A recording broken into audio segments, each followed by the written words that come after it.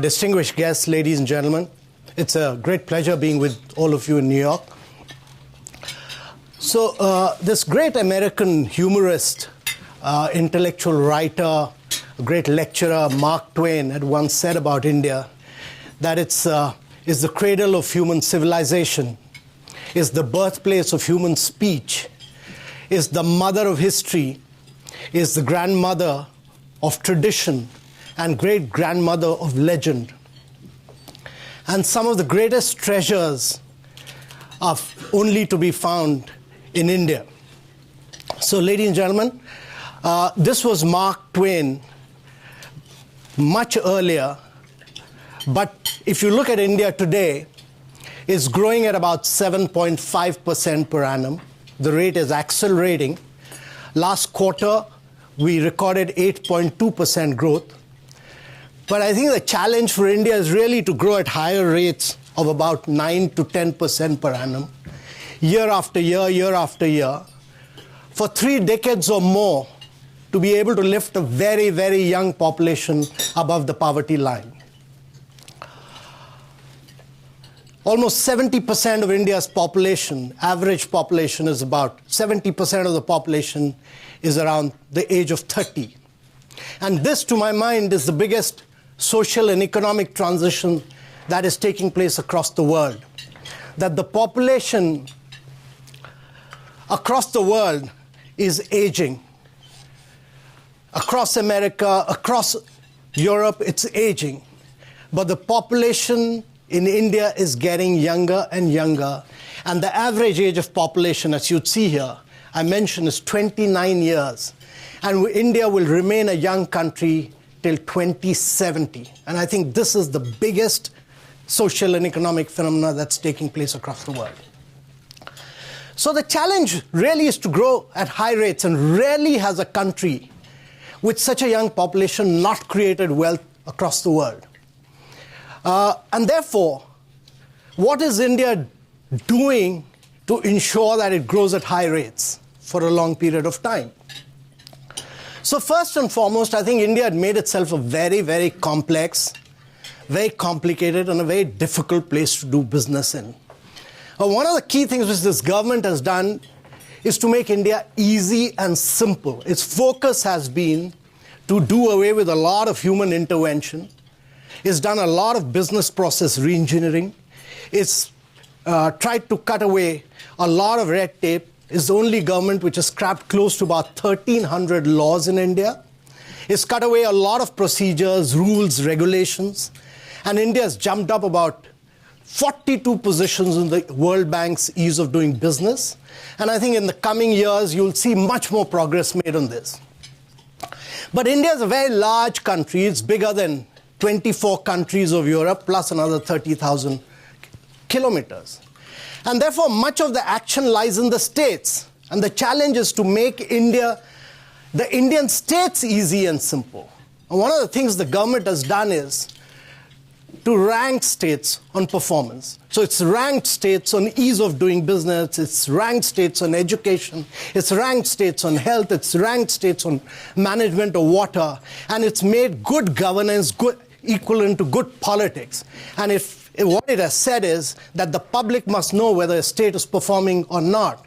So it's put out in public domain whether a state is performing or not. And if you're not performing, then the voters must vote you out. And therefore, it's put out all this out in public domain. So a lot of states, you'll see, are performing because they are being ranked today on a vast range of indices. I think the second critical thing to my mind is that while the rest of the world has moved into protectionism in a big way, I mean, particularly America, and consequent to that, reactions from other countries as well, but India's opened up. And if you look at the foreign direct investment regime of India, India in the last 4 years has opened up every single sector of its economy for foreign direct investment, from defense to e-commerce to housing to insurance to pension funds. Every single sector has been opened up. And as you see here, India's foreign direct investment has grown enormously. In the last 4 years, in the greenfield investment, India has attracted the highest level of foreign investments of close to about $228 billion. And therefore, India's opened up its economy. It believes that opening up the economy for foreign direct investment is good for it. It must be an integral part of the global supply chain. And therefore, I think it has attracted investments. I think the second key thing is, if you were to look at this Bloomberg study, on a vast range of indices, India ranks number 1. But I think the important thing for India is that as India moves forward, how it manages the process of urbanization will be critical. In the next 5 decades, India will see close to about 700 million people getting into its urbanization process. When America urbanized, land, gas, and water were all cheaply available. And because they were cheaply available, America had the luxury of living in New Jersey, traveling to New York, guzzling gas, big limousines. You had the luxury of creating cities like Atlanta, where 99% of the people travel by cars. So Americans made cities for cars and not for people. India doesn't have that luxury. Land, gas, water are all scarce commodity when the process of urbanization. The process of urbanization has ended across America, it's ended across Europe, it's nearing its completion in China. But in India, the process of urbanization has just begun. And if you go by the latest McKinsey study, 700 million people getting into the process of urbanization in the next 5.5 decades, the challenge for India is really to create 2 Americas. And do it in a far more innovative, sustainable manner, in a compact, dense manner, in a manner in which you can recycle your water, recycle your waste. And therefore, truly the challenge is, how does India do innovative and sustainable urbanization?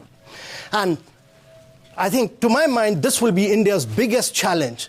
And how does it create world-class infrastructure? So there's a huge opportunity. And as you see this opportunity in terms of roads, high-speed train, which India is doing, is creating vast number of roads, is creating 600 railway stations, is gone in for renewable energy, 175 gigawatts, it's gone in for 40 kilometers of roads, it's gone in for dry ports, it's gone in for industrial corridor. So this scale and size of infrastructure has rarely been created before. And therefore, the challenge is, how does India create world-class infrastructure? And I think this is one unique opportunity. I think the next big thing for India is to understand it, that this government, Mr. Modi's government, has had the courage, it's been bold, to carry out major structural reforms. I think the first and foremost major structural reform has to bring in one tax across the country, and that is the goods and services tax. And this has led to formalization of India's economy in a very big way. We've seen a vast number of formal jobs getting created after the coming in of the goods and services tax, and I think it's led to simplicity and ease in paying of taxes in a very big way. So goods and services tax, which has now settled down in many ways, has been a remarkable moment for India, where all states got together to create one single tax across the country. And this has been a huge process of political consensus making on a taxation structure across the country. And this has led to vast number of waiting vehicles at borders in different states being done away with, reducing the cost of logistics, etc. So GST has been a very big movement forward. I think the second big thing to realize about India is that India is the only country with 1 billion biometrics, is the only country in the world with 1 billion bank account, and it's the only country which is using technology to leapfrog. About a decade back, I was working in the fisheries sector of Kerala, where my job was to increase the returns to the traditional fishermen. And we provided outboard motors, crafts, fishing nets, but the biggest challenge was to open their bank accounts. It used to take me 9 months, 10 months to know your customer, and it was a real nightmare to work with self-help groups of fishermen. Last week, I walked into a bank using a device, using my biometric. I could open a bank account in 55 seconds flat. So from 10 months to 55 seconds has been the paradigm shift in India.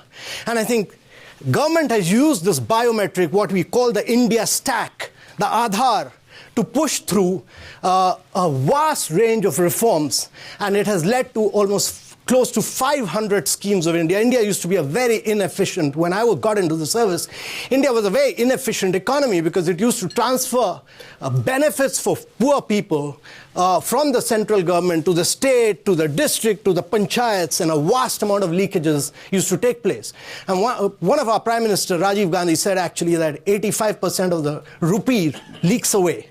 But what the government has done is it puts money straight into the bank account of the individual using biometrics, and therefore close to 500 schemes have been transferred. And almost 3 trillion rupees have been transferred to poor people living below the poverty line, and has led to savings of almost 9,000 billion rupees. And it's been a radical transformation in terms of sheer efficiency using biometrics. And therefore, direct benefit transfer to traditional fishermen has made India, to poor people has been a radical transformation in India's sector. So GST, DBT, and third has been the insolvency code, the bankruptcy and insolvency code. Traditionally, in India, businessmen could borrow money from any of the financial institutions, not pay with it, and get away with it. This crony capitalism is dead in India. You don't pay anymore, you lose your business. Cases after cases, this is happening. You don't pay, you get away with it. And therefore, this has required a huge courage, boldness, determination to bring in major structural reforms in India's economy. And fourthly, many middle-class people like me suffered. We could not get our houses because housing, you would give money for housing, you would never get your house. RERA Act was brought in. And therefore, all these have led to major structural transformation in India's economy. So, bold, courageous, structural reforms have taken place. The fifth point I want to make is that India is using technology to leapfrog in many ways. And as you will see here, digitally, we've created the biggest biometric movement in the world. That is, every single Indian today has biometrics. We have close to 447 million internet subscribers. We have the highest number of app downloads in the world today, 12.1 billion downloads. We have a very vast number of Indians on smartphones, but the rate at which cost of smartphones in India is falling today. Another 4 years, every individual will be having a smartphone. And therefore, what you're seeing is a massive transformation. And if you look at India's digital adoption, India's mobile data consumption today is more than the data consumption of USA and China put together. And therefore, what you're witnessing today is a massive digital revolution in India in terms of data consumption, in terms of app downloads, and in terms of sheer use of mobile telephony for digital payments. And each one of us is using our mobile data. We have a unified payment interface at the back. Every single bank is connected. And we use our mobile. Last 1 year, I've not used my debit or credit card. I've used my mobile to make all my digital payments. And my view is that all digital payments today are taking place through an app called the Bharat Interface for Money. And the Bharat Interface for Money, when it came up, did so well that Google came up with a Google Tej, it's an alternative, and Google walked away with 76% of this, and now WhatsApp app has come up with its new payment called the WhatsApp payment. And my view is that India will be the first country in the world in the next 3 to 4 years which will make debit card, credit card, ATM machines all technologically redundant. Every single Indian will be using mobile phones to make digital payments. And India will be amongst the first few countries to make this very major breakthrough technologically. So what you are seeing today is a huge amount of transaction taking place across highways, across all payments, all on mobile today. And therefore, using technology to leapfrog in many, many ways has been a radical transformation in various. And therefore, as it's shown here, India is truly the second fastest digital adopter among 17 major digital economies of the world. And if you were to look at the mobile data consumption, in the last 4 years, the mobile monthly consumption data has grown by about 31 times. 31 times.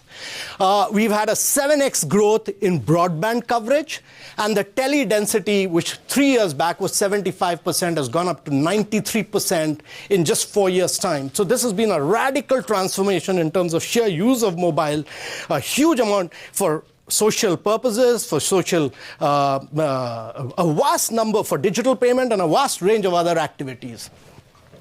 The next point I want to touch upon is that India is seeing a huge amount of vibrancy, dynamism, a very different energy in terms of its startup movement. And this energy is rarely to be seen anywhere. It's got the second largest startup movement, and my view is, having traveled between Bangalore and Silicon Valley, that there's greater connect between Silicon Valley and Bangalore city rather than Silicon Valley and New York, because a lot of investments from Silicon Valley is taking place in Bangalore today. And what we are seeing today is over 20,000 startups. Many of them, it's not just that in e-commerce, we have a Flipkart, which has just been valued at $21 billion, taken over by Walmart. But we're seeing some unique startup. One young Indian girl who started teaching Chinese, Japanese, suddenly discovered that the market was for English, and has last year taught 9 million Indians how to speak English, simply because no school or college has done this. So Pranshu Bhandari, 9 million English through an app called Hello English. When the tsunami happened in Tamil Nadu, it was one of our startups called Social Corps, which helped the government of Tamil Nadu to track all the stranded people, assess them, provide them food packages, etc., through the app. And therefore, what you're seeing today is radical. Or look at a startup called Baiju in the field of education. I mean, it's a startup in which Mark Zuckerberg has invested his personal money, but it's a startup which has done tremendous work in terms of longitudinal, latitudinal tracking of every single student.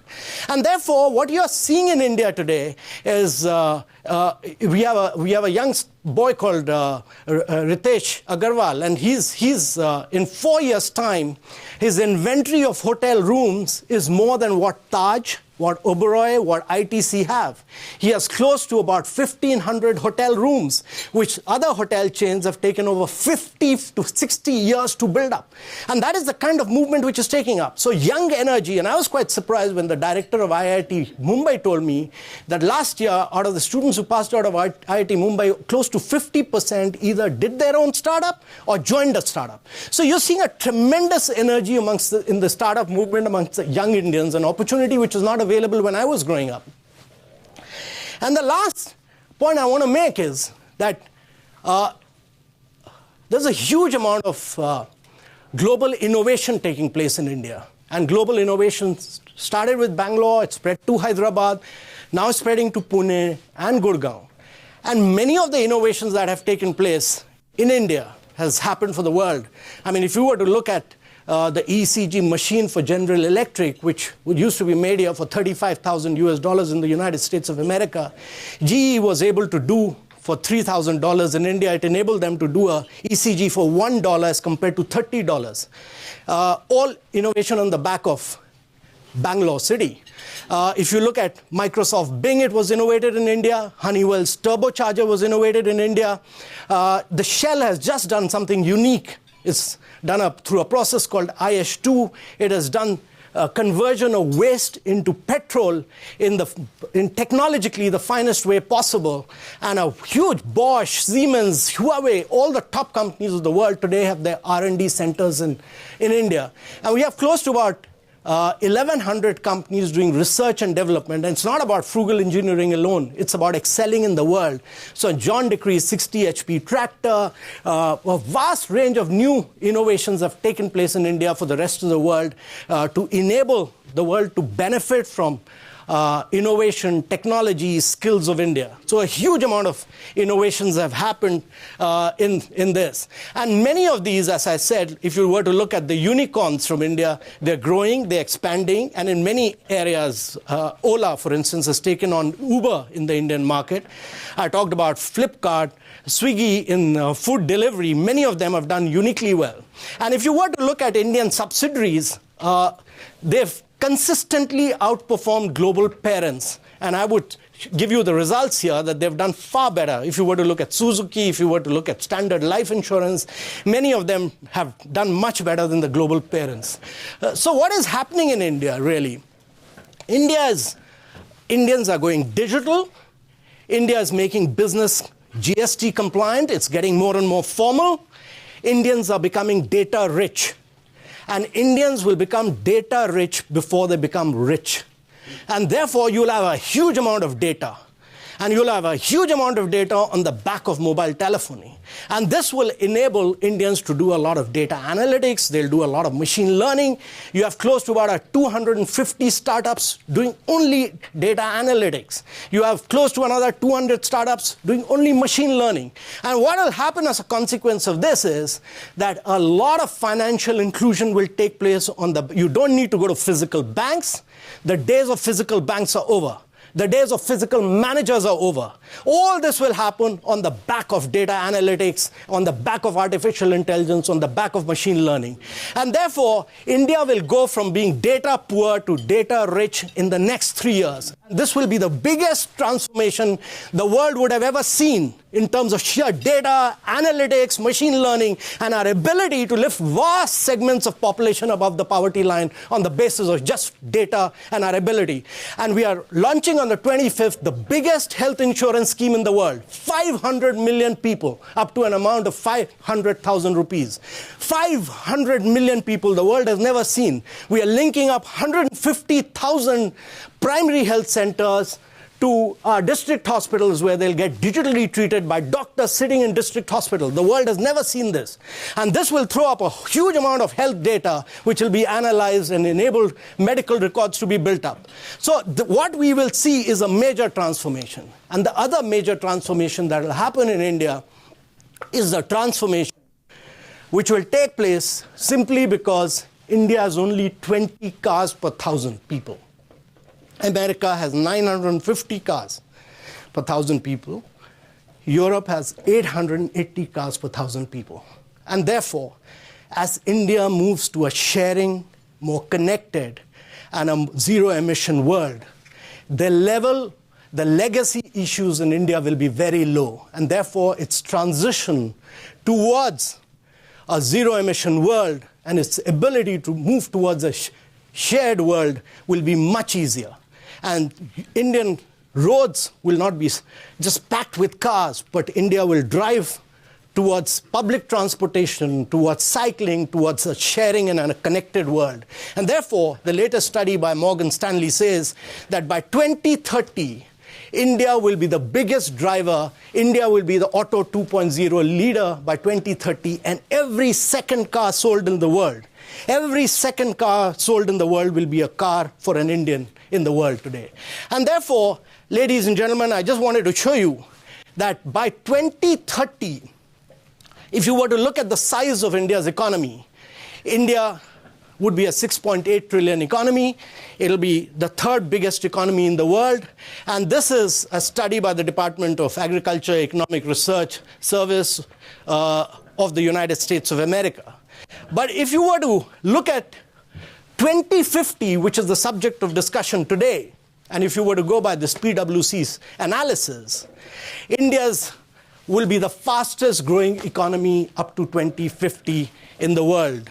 And its rate of growth will be the highest at that point of time. But having said this, let me tell you, ladies and gentlemen, that India has challenges. India has several challenges. I think the first and foremost challenge to my mind is that India must push for greater levels of gender equity.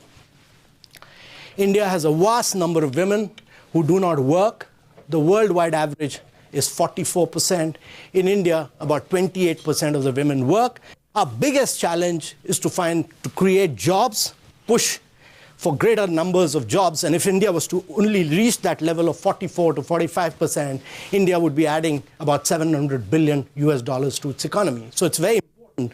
As a conscious policy, men have to push for gender equality in a bigger way to push for growth. And this, in turn, will make a radical difference to India. The second key point I want to make is that it will be very difficult for India to grow at high rates year after year, till India doesn't become an export-driven economy. India has grown on the back of its domestic demand, but it's very important that India must become a very efficient manufacturer of goods.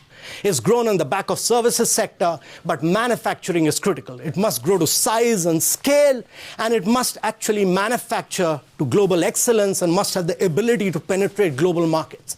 Every single country of the world which has grown at rapid rates for long period, Japan, Korea, China, they've grown on the back of export markets. And therefore, India must become a greatly export-penetrating economy, and that's critical for India. And the third point I want to make is, which India is stressing upon, is that it's very difficult for India to grow unless and until the parts of India, several parts of India, which have not done well in education, health, nutrition, they make up for it. And it's very important that India grows with equity. And it's very important that we focus on nutrition, health, education in parts of India where we've lagged behind, and there's a huge focus on this. The Prime Minister's own focus on Gram Swaraj Abhiyan, that is people who've left behind to make up for them, saturating through 7 schemes of Government of India, and focusing on 115 backward districts. We don't call them backward, we call them aspirational districts. Focus on them to make them a very major partner in our growth story, so that growth with equity becomes critical. So ladies and gentlemen, I've given you the pluses, I've given you the challenges, and it's important that India meets these challenges head on. Let me conclude. Conclude with this 14th century Indian poet. He was a Muslim. His ancestry was Turkish. He wrote in the Persian language. A Muslim, ancestry Turkish, writing in the Persian language, 14th century India. And he counted himself to be the luckiest man to be born in India in the 14th century.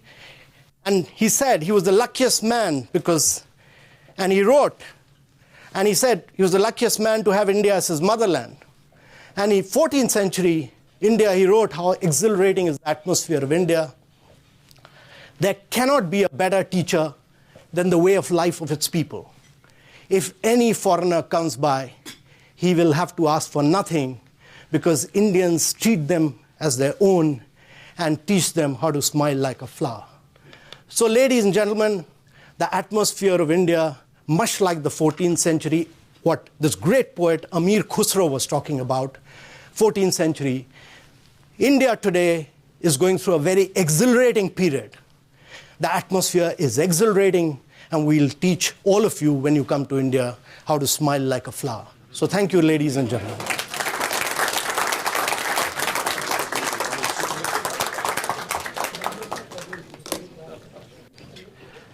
Amitabh Kant, that was just a great presentation. Actually, great doesn't begin.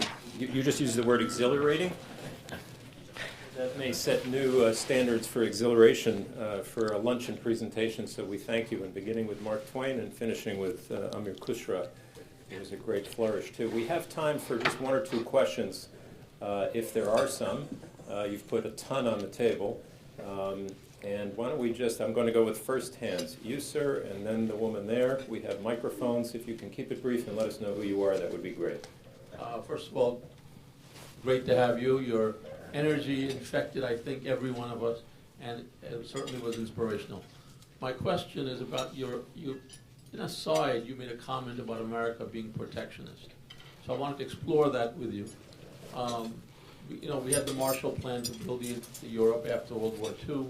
Officially, it ended in the 60s, but without asymmetrical tariff regime, the Marshall Plan has continued invisibly and has cost. We have really transferred American wealth from the world's largest creditor nation since President Reagan's time to now the world's largest debtor nation, we've literally transferred our wealth to every nation on earth, China, India included, because of tariffs.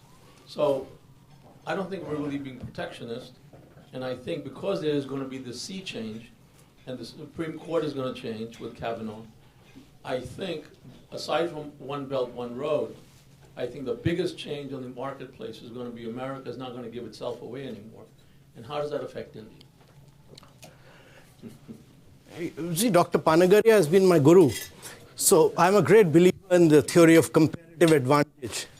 And, you need to look at the world as one single market. And eventually, if you keep protecting, you're only making things more expensive for the American consumer here. And you will discover this sooner than later, that if I have a comparative advantage in solar, China has it, or if I have it in textile, it's better to import that from India or from China, solar energy, and export what you are good at, rather than try and protect across the board. It will make things more and more expensive. So I believe truly that it's important, and I totally agree with you that several countries of the world have made it big on the strength of the American market, but also American multinationals have penetrated several countries of the world. I mean, multinationals of America have grown on the back of Indian and Chinese markets. So everyone, you need to do what you're good at and excel in that. And one more here. Reminder, we'll have time for more questions when the panel comes. Robin Meredith, author of The Elephant and the Dragon. You gave a very optimistic presentation, and I hope that everything you said comes true. But I wanted to ask you for some specifics on the labor market, because you said you rightly named this demographic dividend that India has as a very big positive, but it seems to me it's only positive if in fact you deliver on the jobs for these people who will otherwise have great numbers of disaffected youths without a job. And second, and related, is you said you think that the most important thing is to push Indian women into the workforce. Also, of course, think that's a wonderful idea. However, the two of those things together are quite a big challenge. Could you spend a bit more time on that? Why do you think that you will be able to fix that?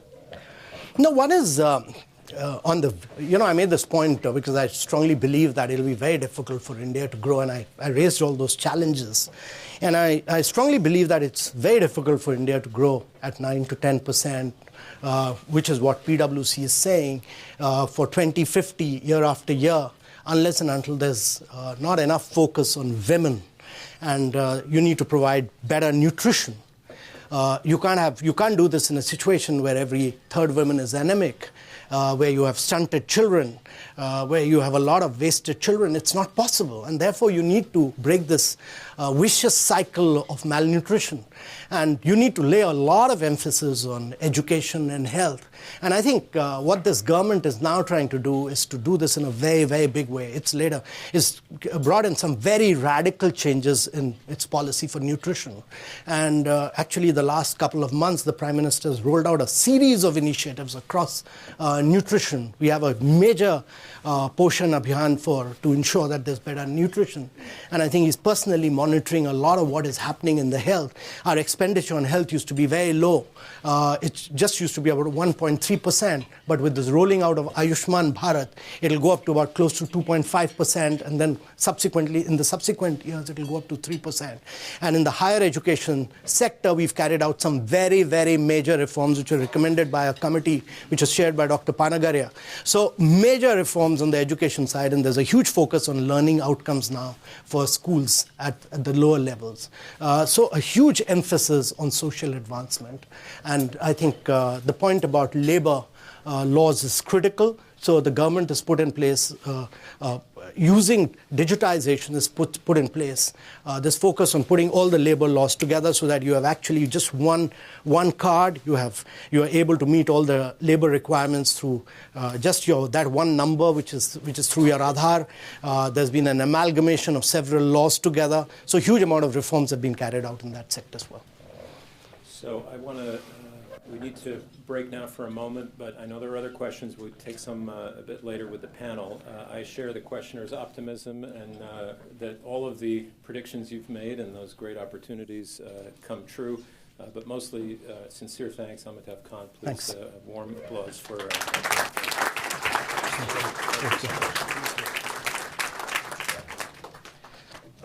Since we are starting a little late, and since we have such a distinguished panel from whom you will want to hear, I'm going to keep my role to the barest minimum possible.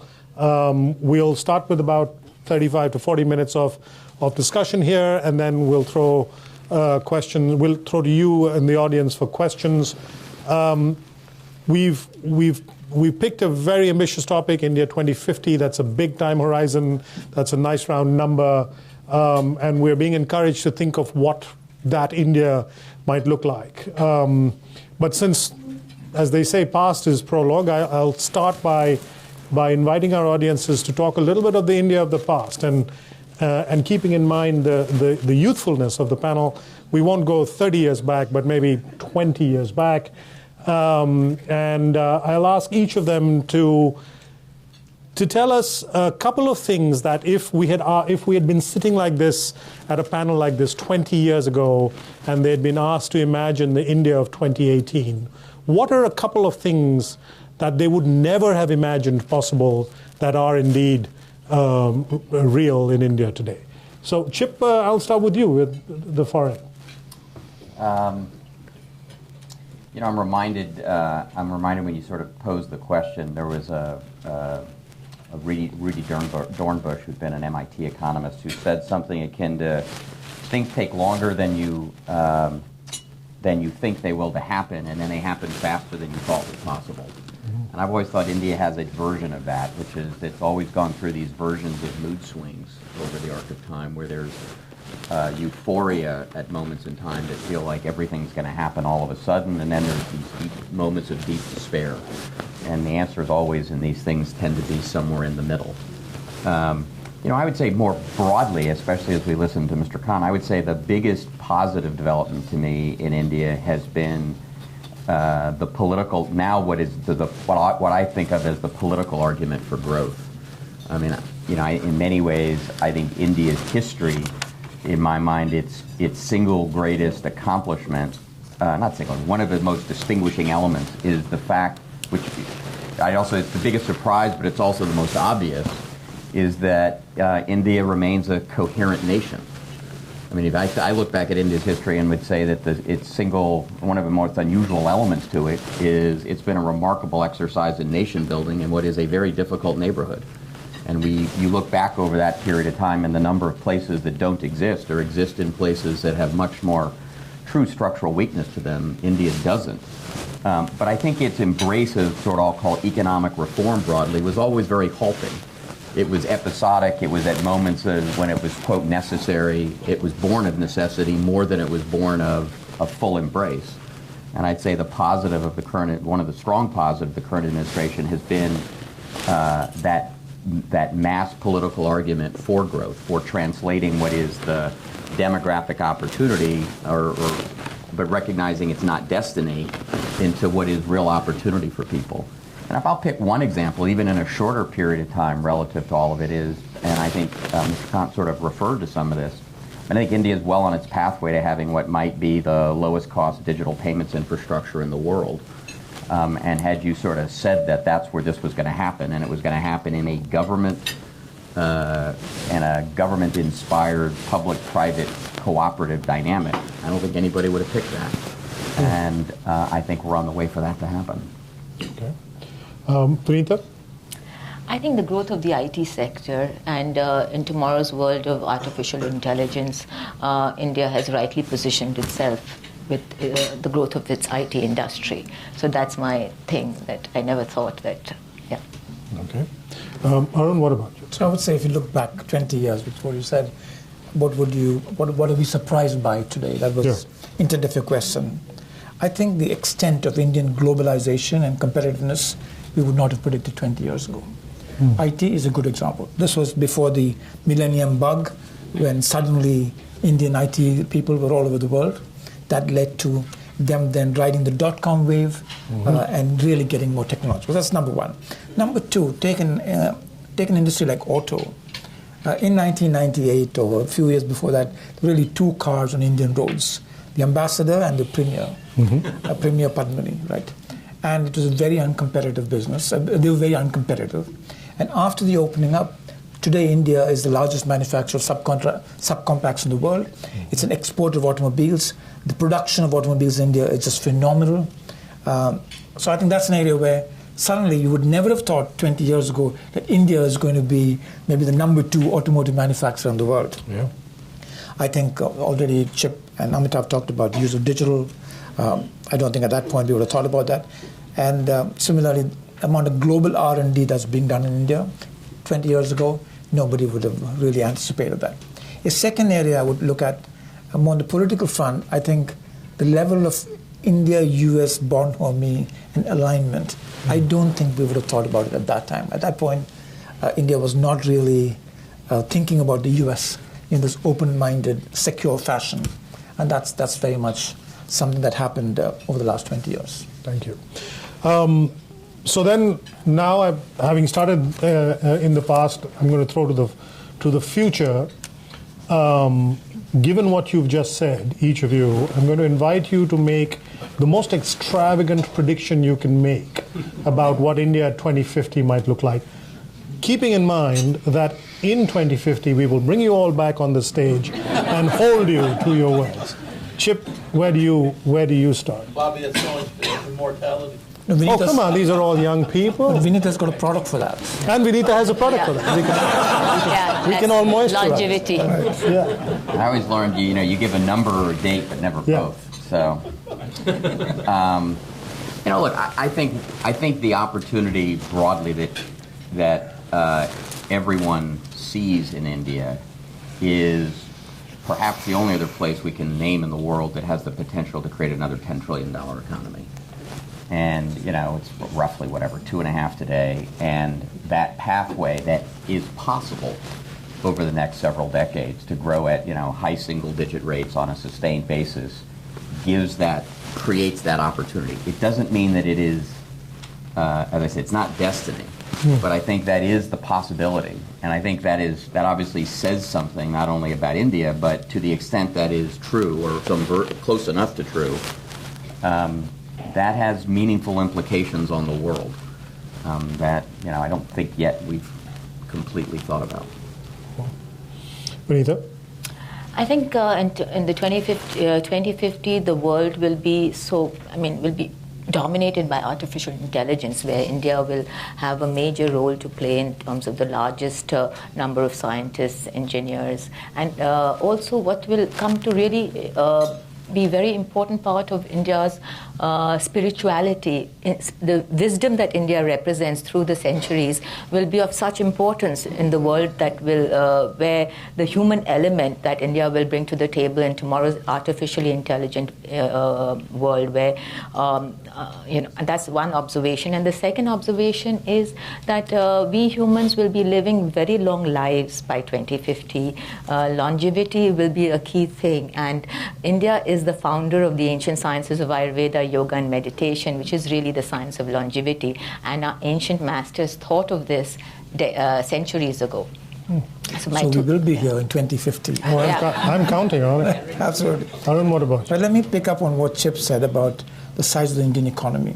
I think 2050, India will be one of the top 2 economies in the world, just by the sheer mathematics of it, which actually takes India back to a previous point. I mean, frankly, as Angus Madison has pointed out, until about the early part of the 18th century, India was the second largest economy, if not the largest at certain points in time. So that's not new for India. But what does this mean in a modern global economy?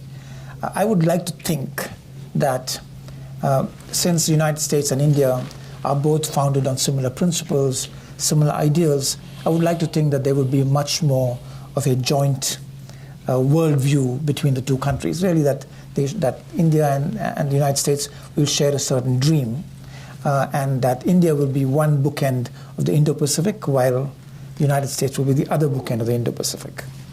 That's a good answer. So now I'm going to reverse the polarity a little bit and start with you. What is the single greatest hurdle to getting to where you see India in 2050? What is the one thing, I mean, there may be more than one, but the single greatest hurdle, the one that you feel that if policymakers, Amitabh is sitting right here, who has the ear of all the important policymakers of the country, what is the one thing that you would say he ought to be putting his attention to, that the one hurdle to remove between now and getting to the India of 2050 that you can imagine? Well, I'd rather not look at a micro hurdle. Okay. I'd look at what can be. It can be conceptual. The issue. Sure. What would I worry about? Okay. In terms of the nice picture of 2050 that we all spoke about. What I would worry about is the increasing inequality. It was referred to by Amitabh when he talked about women, for example. That's a good example. But generally, increasing inequality combined with, again, a word that Amitabh used, with cronyism and crony capitalism. So the progress of the Indian economy along well-understood rules of fairness, etc., if that's broken by the predominance of crony capitalism and the increasing of inequality, I think we'll end up with a country that has a lot of alienated people. And when you have a lot of alienated people, then history tells us that new kinds of regimes will come up. So that is, in my view, the worrisome scenario for India, that inequality and crony capitalism and cronyism, etc., take India from a different direction from the dream that I just talked about, which is a democratic, fair, free and rules-based society. I think quality education, because I think there's India demographics, we have a young population which needs good, meaningful employment. I think what is seriously lacking in the Indian economy is quality education and the capability of our youth to take up good jobs. Do you find this as an entrepreneur, someone who employs people? Do you? Definitely. There's there's so many, there's a lack of quality youth, quality educated youth. I think that's the biggest problem. I think one of the biggest successes of American economy is great college education, and we need more institutions like that. Chip? Yeah, I would say first I'd start by saying I think in the short run, India's issues are more domestic in nature. Its challenges are its own, and it states more in its own hands. That's not necessarily true everywhere. Well, I think in India's case, I'll come to the longer run, but I think in the shorter run, it has its own sets of decisions to make about how it sort of fulfills the opportunity that's transparently available but isn't guaranteed. And I think there's a whole slew of things, and you can come at it, I think as you were referring kind of at a micro level of what you need to happen in various ways. And the way I would come at it, I would say, if you looked at the demographics, India peaks demographically something around 2030, when you've got about a third of the population that exists somewhere between the ages of 15 and 35, and it has lots of nice dimensions to it. And I think that's the period of time over which it roughly needs to kind of step up to what those opportunities are. Simplistically, two things, I'd say, look, India's greatest strength has always been its talent, its people.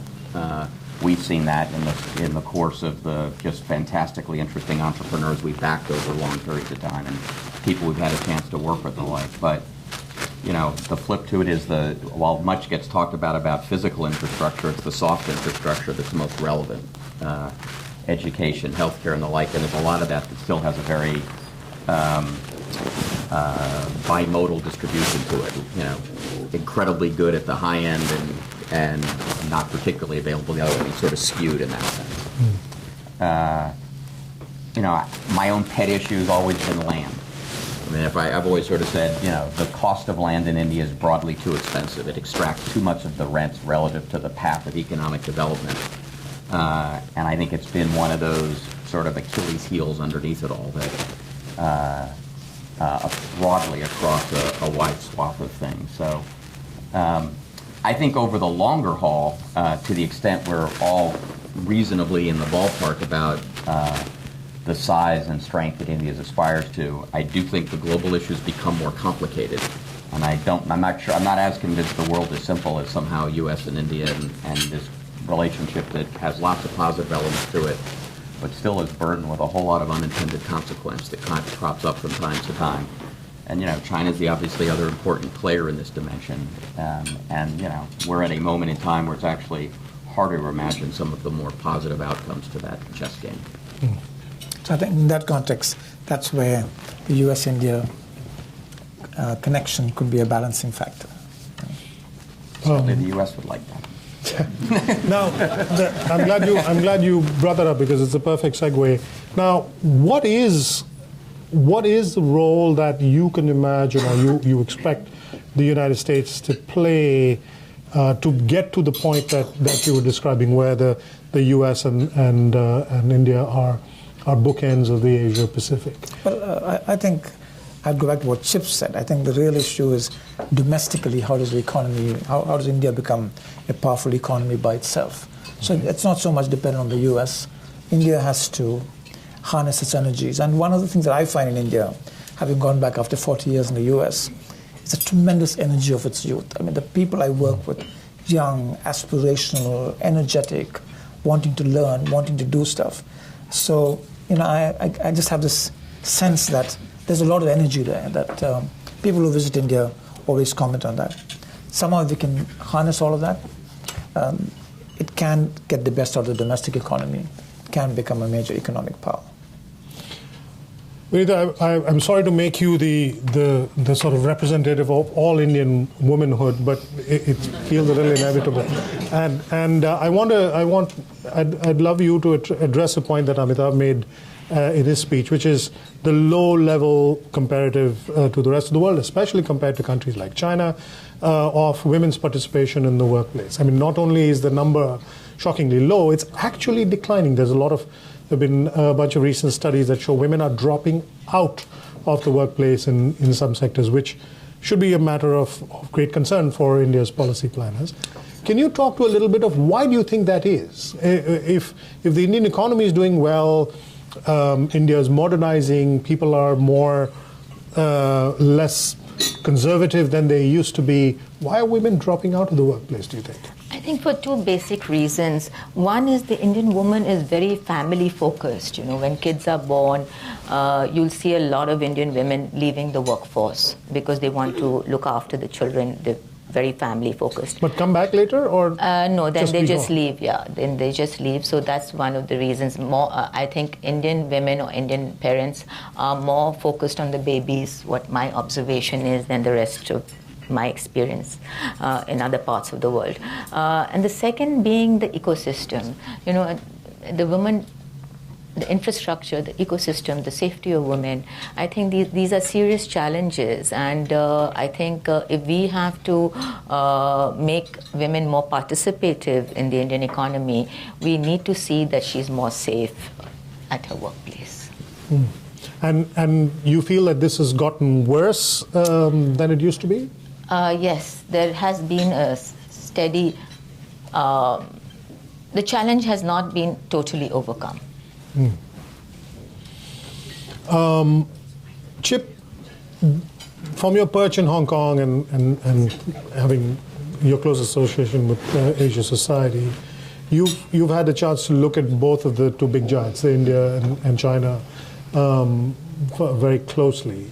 Now, they are not both apples or both oranges, and I'll grant that they're very different.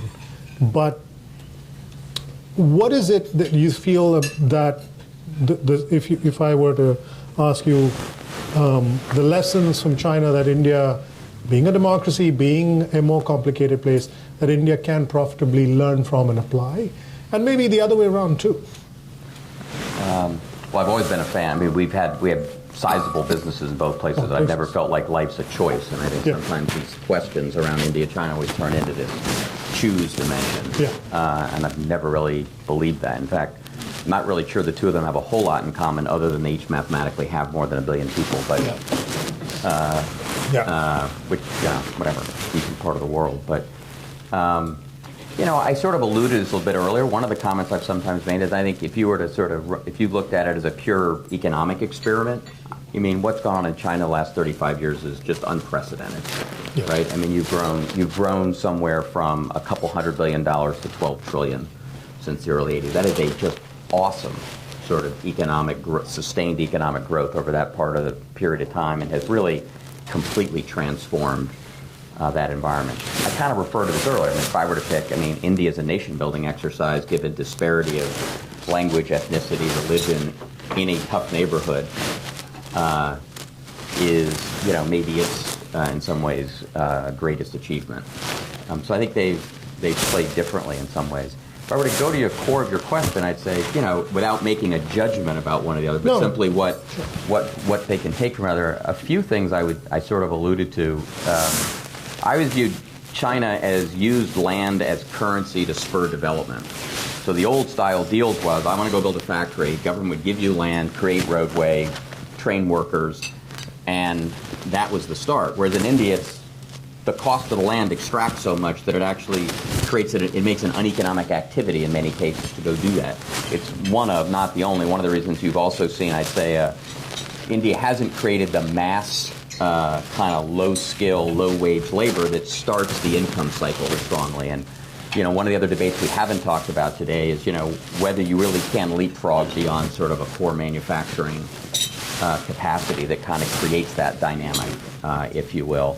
And it's not that the IT segment hasn't been wildly successful. It has, but it's not the mass absorber of labor in the same way manufacturing is. And I'd say maybe the last one on that topic is China embraced urbanization as a means of economic growth in and of itself. The mere movement of people from farms to cities is productivity enhancing, and it actually creates its own source of labor and economic activity. And I think for India that's been a harder transition in some ways. In part, it's philosophical. India lives in its villages, and there's been this embrace of rural life as somehow and it's been, in my view, kind of less committed, less clear. Actually, one of the issues, Mr. Kant sort of referred to it, is the need to embrace urbanization in a more fulsome manner. And you see elements of that now, as he referred to a lot of them most visibly. In the short run, you see it in traffic jams as the subways get built in Bombay and in Delhi.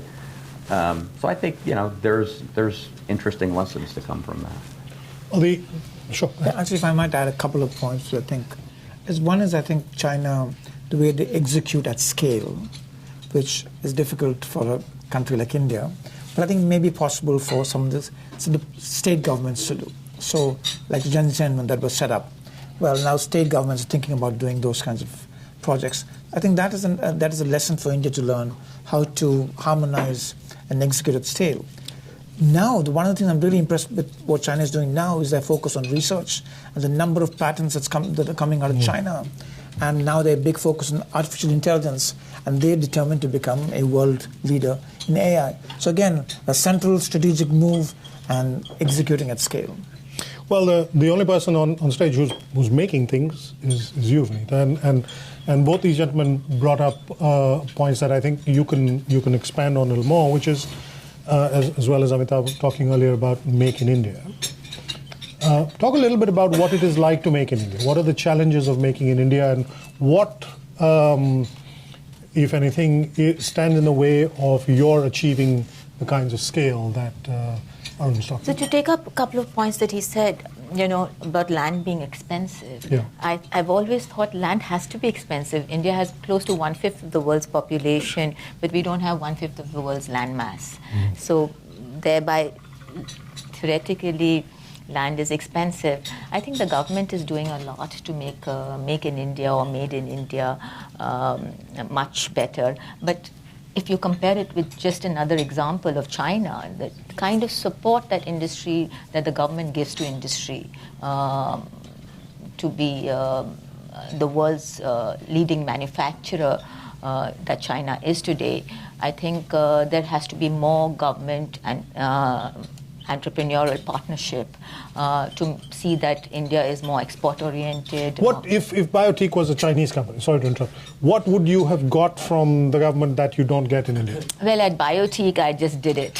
That was the only way I did it. I mean, at that time when I founded the company, most products were imported, but we did total vertical integration, that we manufactured all our packaging. I had all the plants specially grown by Indian farmers. So I really focused on every aspect of the business, and I ticked all the boxes that we took care of it. But I think it would be very difficult for an entrepreneur starting to tick all the boxes so from the very beginning. But when I started, I was the only one, so I had to do it. And if you were an entrepreneur starting today, whether or not you were a woman, how would things be different? Well, I would get a lot more support. The government is much more supportive today. It's less bureaucratic. In the days I started, there was not much support. As the head of KPMG in India, you get to see corporate India very up close, and of course you can make comparisons with corporate America, corporate Britain, other parts of the world, to the extent that is that you can make any kind of fair comparisons. What is the evolution of corporate behavior, corporate culture in India that you feel gives us hope for how things are going to go in the next few years, and what are some of the challenges there? In corporate culture, you said you went back to India after 40 years. I went back 2.5 years ago after 25 years abroad, and it was quite astonishing to me to see the change in behavior within companies. Can you talk a little bit about that? Sure. So maybe break it up into two pieces. Yeah. One is on corporate culture. I think one of the strengths of India's corporate culture is that because they've been family-controlled firms, etc., a culture has grown up where people do take a long view. They aren't compelled by a quarter-over-quarter view. So I heard the story, for example, of an Indian conglomerate that bought a very large US company. And I met the CEO who had been headhunted, and he was coming out of Ford, and he said, and he told me his conversation was, he talked to the Indian entrepreneur, promoter, as they call them in India, and said, what is your time horizon? When are you going to flip this? And this person looked at the executive and said, I'm far younger than you. It's not going to be flipped in my lifetime, so you don't have to worry about it. So they were into it for the long term, which I think is a great advantage of the culture of India. And I find that seeps through, and people are willing to take a bit of a longer term view than you see in the West. Now let me come to the governance. For the same reason that you have families that control these things, you've got to pay attention to the governance. And there's more and more attention to that topic. I happen to serve on the Uday Kotak Committee on Corporate Governance, which really tried to figure out how do you make sure that you can enhance corporate performance, at the same time protect minority shareholders. So that's an ongoing journey. The good news is that SEBI, etc., are pretty much focused on that topic. Just add a couple. If I were to think back to your original question of what's changed the most over the period of time, I think back to some of the early conversations we had in the mid-'90s capital was largely available to those that came from privilege. So either had privilege or you had access to it. And today it is much more widely available. And so, you heard the discussion about the entrepreneurial sort of spark running through it. And I think we see that. I mean, there are people now who don't necessarily have to come from something to dream of something. And there are means by which they can raise the money to kind of make that happen. And I think that, to me, has been one of the meaningfully big changes. I think the flip to it, which was also kind of got referred to a little bit, is the change as a result of the bankruptcy code stuff that kind of shifts the spectrum to creditors away from debtors is a big deal, a very big deal. And in the short run, it brings with it some amount of pain. It's one of the reasons you can look at some of the sclerosis in the banking system and make some argument about why there's not this CapEx cycle that we've all talked about for a while. But the flip to it is, those things don't happen easily. That shift is the idea that people now need to be responsible for the debts they create is a mindset shift, and long run it will serve India quite well. I mean, you played a big role. Private equity has played a big role in professionalizing thinking about corporate management. I remember, for what it's worth, I remember actually early having some conversations. Private equity first got there in the mid-'90s wasn't very well known.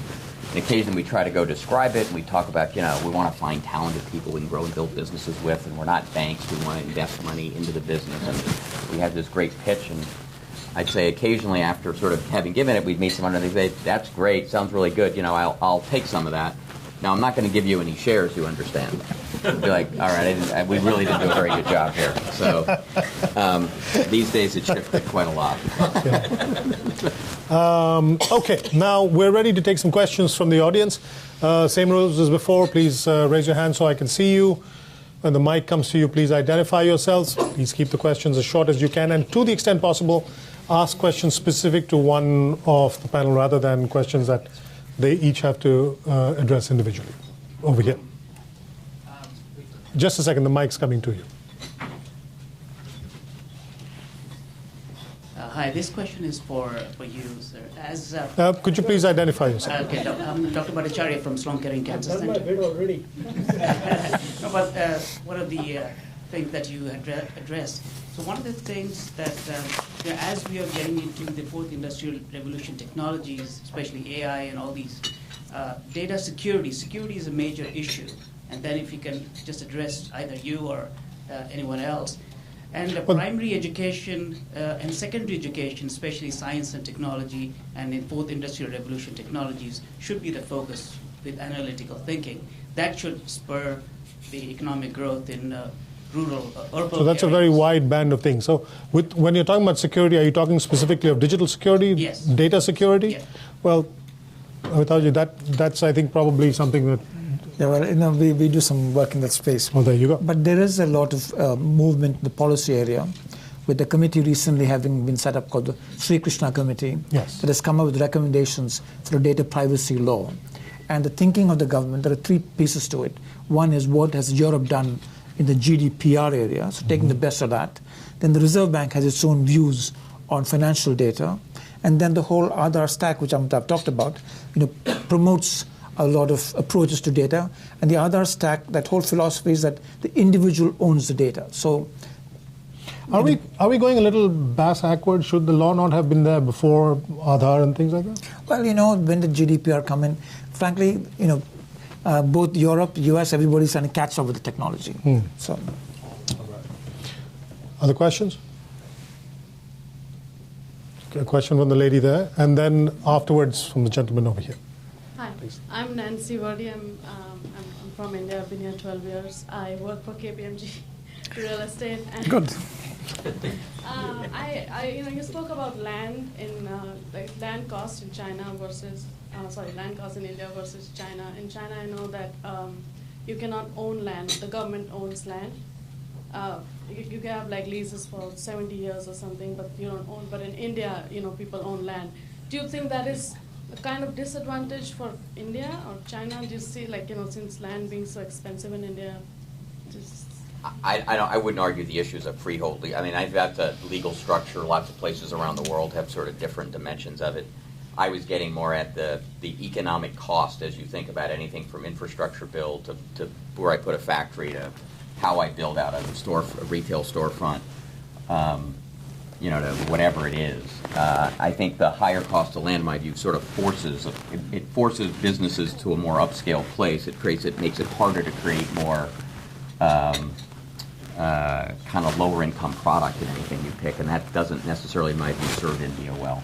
Again, it's my pet issue. I don't know if it's the end all and be all, but to me it does sit at the heart of a lot of things when I look at, why doesn't India create mass, housing, hospitality, elements of the urbanization infrastructure agenda or manufacturing?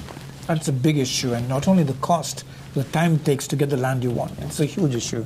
Really touched on something important. Well, certainly in the infrastructure, if you're trying to build things, that's going to get in the way. I would say, just to have one positive point of view, since a lot of people in New York, we've all lived through the 2nd Avenue subway and the subway extension over the Hudson Yards. I did something recently at the back of the envelope. So India is now building subway systems in both Delhi and Bombay at approximately 5% of the cost per mile. And faster, too. Of New York City. So. And a lot faster, which is quite remarkable. Now, that's a good thing about India. Maybe it's not so good thing about New York, but... Rajiv Chowdhury, president of Sansara Capital. My question is about jobs. One of the nice things about India's growth rate of 7% is that it's one of the highest growth rates in the world. The other side of it is that it's been almost a jobless growth. So good news, bad news, the economy is able to grow at something like 7% without creating jobs. And the question that I want to ask is, yes, the skill development is important, but in a world that is, as we've talked about earlier, is closing out, or at least the scope for world trade is shrinking, how will India generate the jobs to absorb 500 million plus people in the next 25, 30 years, especially, you can raise the skills, but you also have AI and automation that are going to be working against job creation. So what will these people do? Arun? Well, I would say, first of all, the data on jobs is very suspect.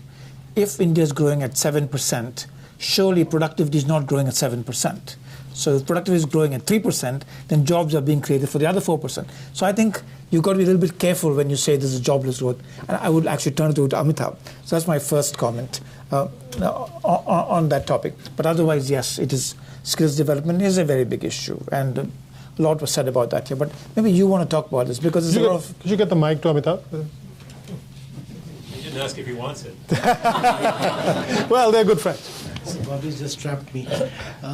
So the latest EPFO study shows that India's, if you go by that data, it shows that India is creating about roughly 8 million jobs a year. The problem is not about jobs. It's not about unemployment. It's about low levels of wages and of underemployment. So you need to create better quality jobs.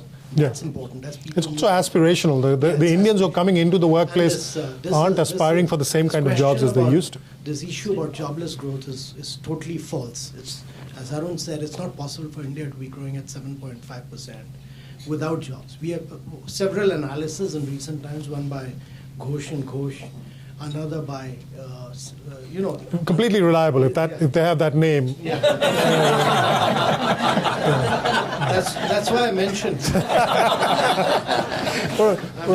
was pretty sure moderator would appreciate it. For a civil servant, you're a very good politician. Yeah. And several others in recent times have established that adequate number of jobs are getting created, but wages need to rise up in these jobs. One question here from another Ghosh. Maybe here it is. Ghosh and Ghosh. Yeah. Ghosh and Ghosh. My name. It's on. My name is Chuni Ghosh. I have been an entrepreneur here in the US, as well as started a manufacturing company in the 90s in India. And I have some experience about the difficulties on the manufacturing. Mm-hmm. And without manufacturing, I don't think the India's 8% growth rate can be sustained. I would like to hear from Mr. Kant about what is being specifically done on that front. I think this will need a massive amount of effort and massive government attention, to say the least. I promise this is the last time we'll ask you to answer a question. Actually, the government has laid a huge amount of emphasis on manufacturing and across sectors. I think the latest study, which has just come out 2 days back, really shows that almost all the sectors across the board, I mean, it's a study of CEOs by CII, of all the top 500 odd CEOs, shows that all of them, they've reached their peak capacity utilization, and they're all getting into fresh investments. So in future, in the coming months, I see a huge amount of fresh investments getting in. I see a huge amount of capital formation taking place across the board. And government has simplified, the entire objective of ease of doing business of Prime Minister Modi has been that make things easy and simple for people to manufacture. The whole process of digitization across the board has been that, and the whole objective of pushing for GST is that India should become a very easy country for manufacturing so that the logistic cost falls very heavily. Is that a point you wanted to make? No, I would just add to that for manufacturing to really get to scale, we need to get the SMEs in India integrated into global supply chains. I think that is going to be very important, because in the US as well, SMEs are the real employment generators. So To do that, it needs to be easy for things to come in and out of India. So there are trade facilitation issues, tariffs issues, which we need to be very watchful that those facilitate that integration. Okay. There's a question first from the back, and then I'll come to you. Hi, I'm Vanya Desai. You mentioned youth and education of youth. So I wanted to ask the panel what you think the core root cause is of the lack of education across the greater, because we have such high education in India, but at a high level, but not across. What's the root cause, and if you were in charge of fixing the problem or addressing it, what would you do? No, I promised we are not asking Amitabh any more questions. But as someone who employs people, you were talking earlier about the thing. Where, if you had to put your finger on the problem, what explains the disparity between the extraordinary achievement at the top end of the education pyramid of Indians, and then the sort of really poor quality at the base?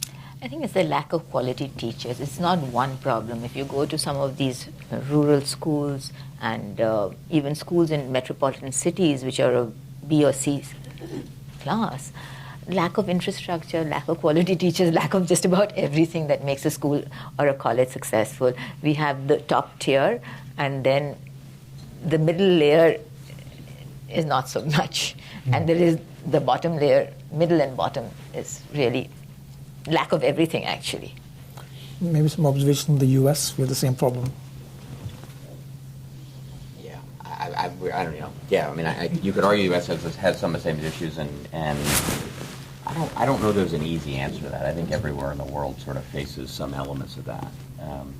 Some of it's clearly money and sort of the devotion of resources. But I think in most cases when people have done studies, whether it's here or in India, not different scales, yes, it's not just the aggregates, it's sort of the efficiency of how they're deployed. It's actually interesting. You end up with a lot of the sort of you end up with a lot of this that sort of ends up being that the overseers of these activities have, skewed incentive structures around this, becomes the stuff of patronage and the like, as opposed to. So I think it's a pretty complicated issue, but I think it is maybe one of the most important elements that India has to address. I'll give you an example in Silicon Valley. Yeah. In San Jose, which is the heart of Silicon Valley, 60% of the Hispanic kids who go to high school don't finish high school in San Jose, California. So this is a big issue. So that having those two tiers is a big issue here as well. Well, India seems to be different in one aspect, which is that there is an enormous appetite for the education. Dropout rates are nowhere near that high. People are struggling to get their kids into school, and once they get into school, not talking about rural India, in urban India certainly, people don't drop out. They sort of stick through it. In fact, if anything, they may stay in school, including university, a little longer than they really ought to.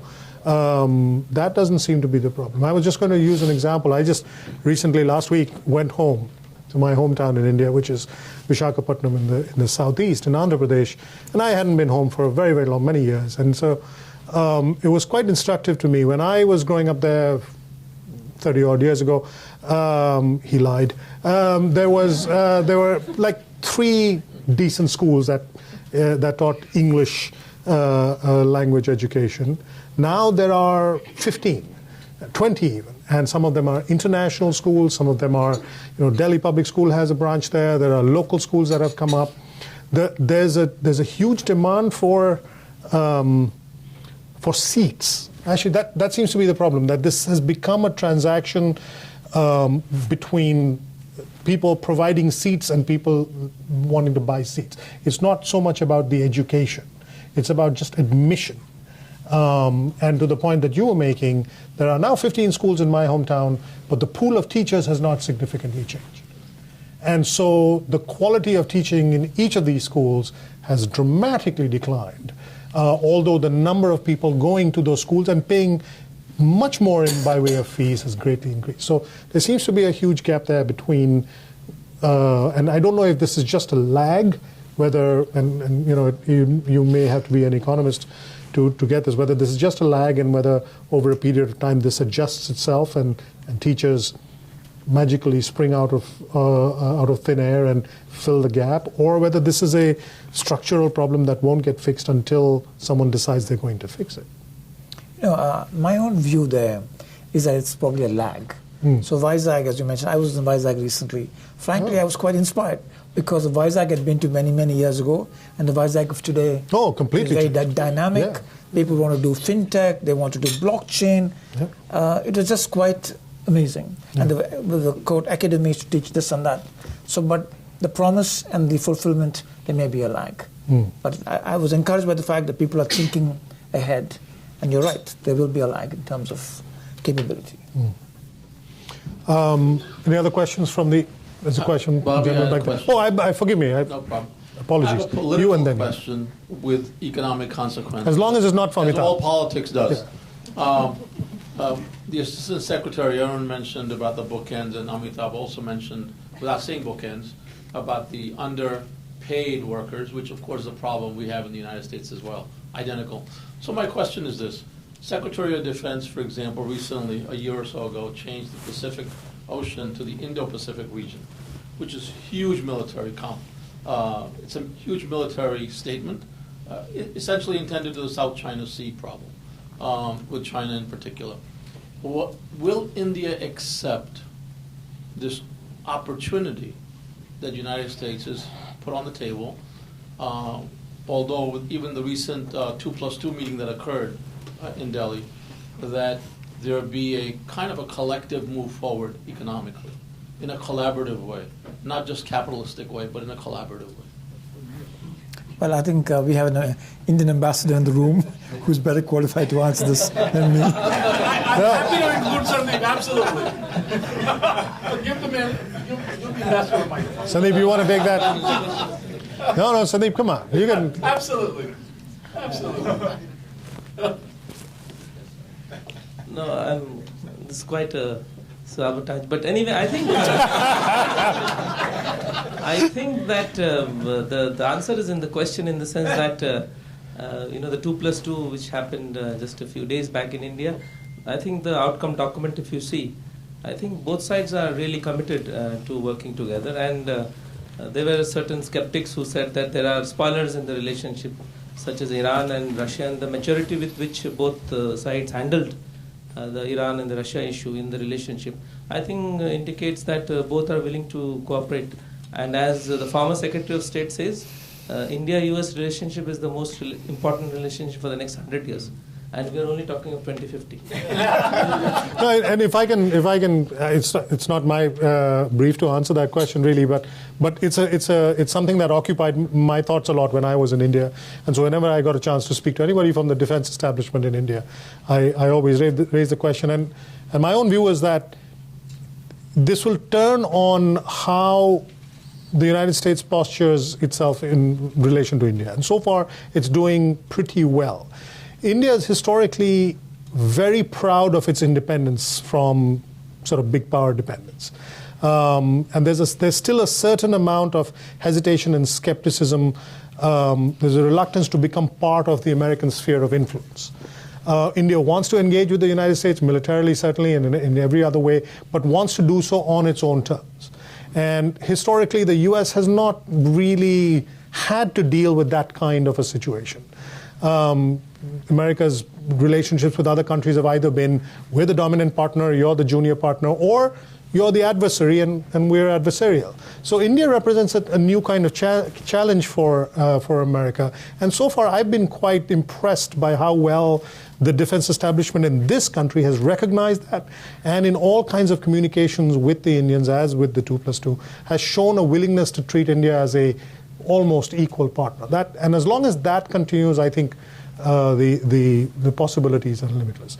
There's one last question at the back, and then we'll break. My name is Kumar. I run a technology startup company. My question actually is for Mr. Amitabh Kant. No. Amitabh's not taking any more questions.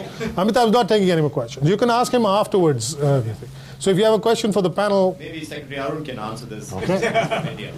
So all the great definitive, progressive, constructive steps that are the building blocks for India to march towards the aspirations of 2050, how much of those building blocks are potentially reversible if there was an outcome in 2019 elections that's very different than what these agendas are being set forth by the current government? So I just want to know what is the implication of a potential change maybe to a coalition government coming up, that could derail and set India back from this growth agenda? Actually, it's a good question for all three of you. I think it's a good way to end the discussion. I won't claim to be an expert on this topic, but the first observation I would make is that many Indian government programs have survived from one government to the next. So Aadhaar is a good example. It was set up by the previous government. This government adopted it. GST is another good example. And GST might have gone through many cycles, but the point is that many of these programs do in fact survive governments. However, if, like in any parliamentary system, if you don't have a proper majority, then it's going to be more difficult to move forward, move forward strongly and rapidly. But in general, do I think any of these things will be reversed? I don't think so. Vinita, when you make projections for your company, when you think as an entrepreneur about what you want to do next year, the year after next, and so on, do you pause at any point to think, I'm going to make this decision based on what the election results are going to be? Not really, because we are in the consumer goods industry. Personal care penetration in India is at a very low level. Consumers are, so the consumer base is increasing. The number of people who are using branded consumer care products is increasing. So it's really not based on the election. Our projections are not based on the elections. I was as an American, talking about electoral dynamics or political stability doesn't seem a topic that we should be qualified to talk to the world about. But I know we're coming to the end, and I hope we'll get a chance to say anything. Just as a long-standing supporter both of Asia Society with deep roots in it, I want to just thank everybody from the Asia Society for this whole season of India activities. I think for a lot of us, we've waited a long period of time to kind of see this degree of coordinated activities across the range of activities Asia Society covers. And for those of you that are here for this, please go stop and see the art exhibition downstairs. I think for all of us, if all we'd done was sort of maybe buy more of that 25 years ago, it would have made life much easier. You did pretty well, because a couple of pieces downstairs belong to him. And I was going to try to work this very cleverly into one of the questions. I failed to, so I'll come out with it quite clumsily. He used an expression to describe himself earlier before this discussion, which I think the Indians in this room, especially the NRIs, the non-resident Indians, would appreciate. Chip describes himself as the RNI, the resident non-Indian, which I think is a very elegant way to put it. Thank you from my side to members of the panel, and I'm going to invite Ashwini Tiwari of the State Bank of India to come up and do the formal thank yous.